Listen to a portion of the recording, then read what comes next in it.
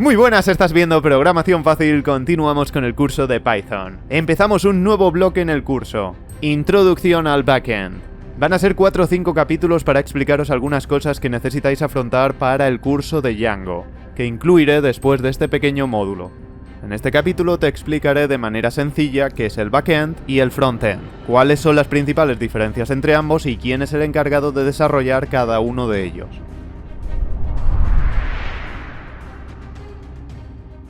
Empecemos por el backend. ¿Qué es? Pues el backend es la parte de un sitio web o aplicación que se encarga de manejar la lógica de negocios y la interacción con la base de datos. Ahora explicaré lo que es la lógica de negocios. En otras palabras, es la parte encargada de hacer todo lo que no se ve directamente en la interfaz de usuario. En un símil de construcción, el frontend de una aplicación de software puede ser comparado con la parte visible de la habitación, es decir, su diseño, la decoración, las paredes, ventanas, puertas, que en una aplicación de software con el frontend serían los elementos de la interfaz de usuario como son los botones, los menús, los campos de entrada, etc. Por otro lado, el backend de una aplicación de software sería como la estructura y sistemas internos de la habitación, que hace que todo funcione correctamente. En una habitación el backend incluiría las tuberías, cables eléctricos, conductos de aire acondicionado, calefacción, etc. Mientras que en una aplicación de software, el backend incluiría la lógica de negocios, la gestión de la base de datos, la integración con otros sistemas, etc. Sería toda la parte que no se ve.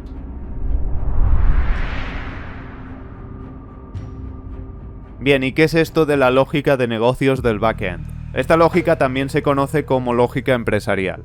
Se refiere a la parte de software que se encarga de procesar la información y tomar decisiones basadas en reglas específicas de un negocio. Por ejemplo, en una aplicación bancaria, la lógica de negocios podría incluir las reglas para aprobar o denegar una solicitud de préstamo, cómo se calculan los intereses y las comisiones, y cómo se gestionan las cuentas de los clientes. Pues todas esas cosas son la lógica de negocios.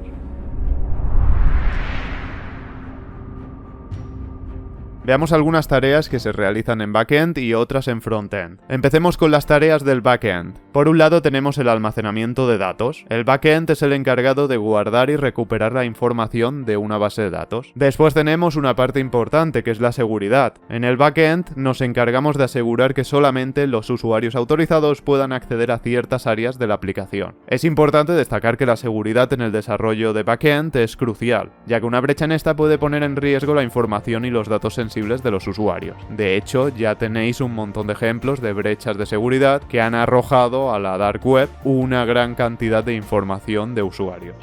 También tenemos el procesamiento de los datos. En el backend procesamos la información ingresada por el usuario y la utilizamos para tomar decisiones. Por ejemplo, podríamos poner un formulario. El formulario está construido con unos estilos frontend y es todo aquello que ve el usuario, el botón y los diferentes campos de entrada para introducir datos. Después, cuando pulse el botón de enviar, todos esos datos se gestionan por el backend. Los almacena en la base de datos o hace lo que queramos que haga con ellos. Después, cuando se necesiten utilizar esos datos de nuevo, el backend se encargará de gestionarlos y hacer lo que tenga que hacer con ellos. Y el usuario no ve absolutamente nada de esto. Simplemente sabe que tiene que rellenar el formulario y darle al botón de enviar. El backend se encarga de hacer el resto. Y ahora veamos algunas de las tareas que hacemos en el frontend. Por un lado tenemos la interfaz de usuario. El frontend se encarga de mostrar la información al usuario de una manera visiblemente atractiva y fácil de entender.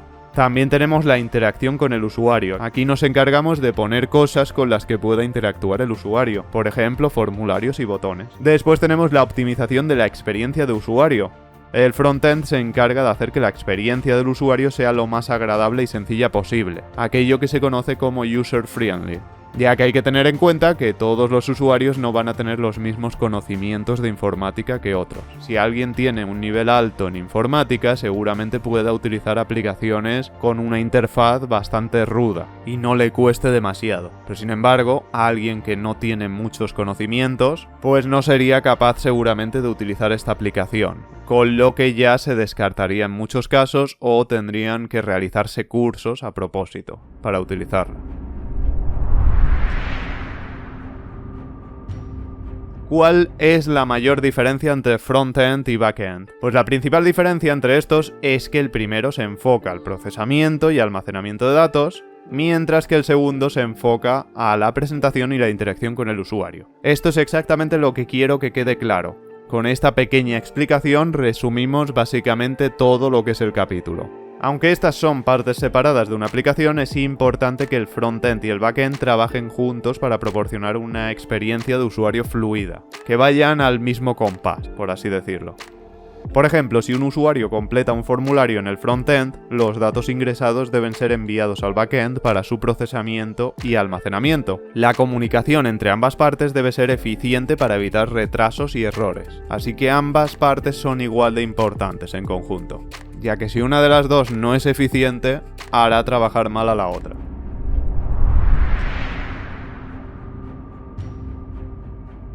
Finalicemos este vídeo con el último apartado. Las tecnologías que se utilizan para cada caso, para el frontend y el backend. Con tecnologías me refiero a lenguajes y a frameworks. Empecemos con las más conocidas del frontend, que viene a ser el lenguaje de marcado HTML, el lenguaje de estilos o diseño CSS y el lenguaje de programación JavaScript, del lado del cliente. Estas tres cosas son las tres típicas cosas que solemos aprender cuando empezamos con el desarrollo web. Después, en el backend podemos poner lenguajes como PHP, Python, Java, Ruby, Golang, SQL y tantos otros más.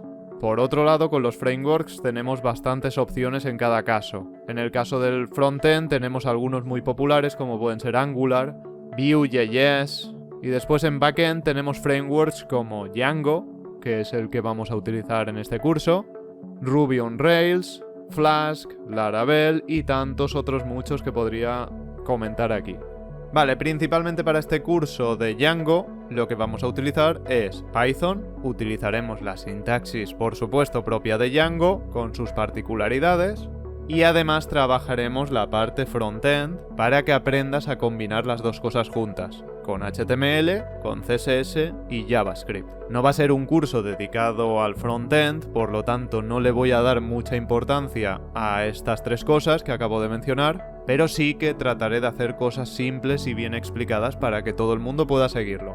Por supuesto, os recomendaría que antes de seguir con el curso de Django, supieseis al menos lo básico de HTML y JavaScript. De CSS tampoco hace falta que sepáis mucho porque simplemente vamos a poner estilos y ya está, se aplicarán. Tampoco van a condicionar mucho que entendáis o no los ejemplos.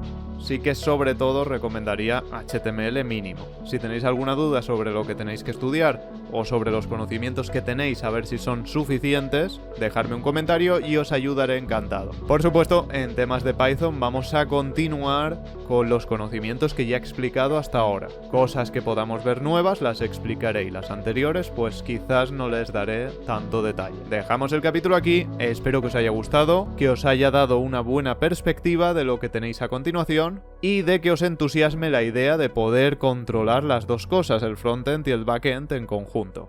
Ya que en este caso vamos a enfocar el backend a Django, pero sin embargo todo lo que aprendas aquí te va a servir para llevarlo a otros entornos de desarrollo, no solo para utilizar Django. De hecho, seguramente tocaremos más temas de backend en este curso. Nada más que añadir, nos vemos muy pronto con el siguiente capítulo. ¡Hasta la próxima!